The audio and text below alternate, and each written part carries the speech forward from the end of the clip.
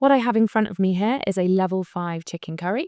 So what I'll be doing is using the tests recommended by IDDSI for a level 5 minced and moist meal. So what I'm going to start with is what's called the fork drip test. So what we want to do is take a bit of each component, and this is testing the thickness of the meal.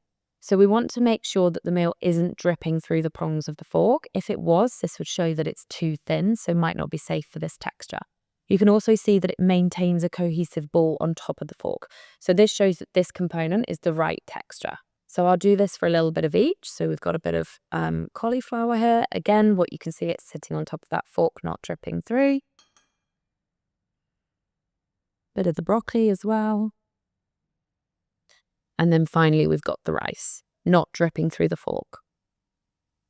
So that's what we call the fork drip test. Then what I'm going to do is go on to the fork pressure test. So this is looking at the different particles within each component. So this is making sure that they're the right size, so we don't want them too big. And the aim of this is that I shouldn't need to put a lot of pressure in order to show this. So what I'm going to do is just press on each component, and what we can see is that the cauliflower is coming through the prongs of the fork really easily. My finger isn't blanching when I'm pressing down on any of the components. So what we can see is that the particulates here are the correct size for this texture.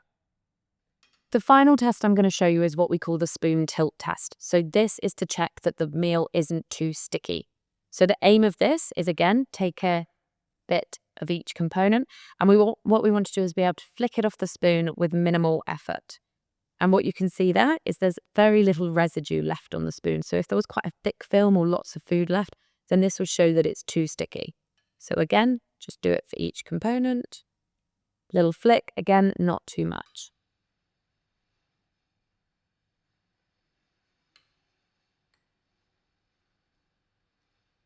And so what we can see is this meal is the right level for a level 5 minced and moist.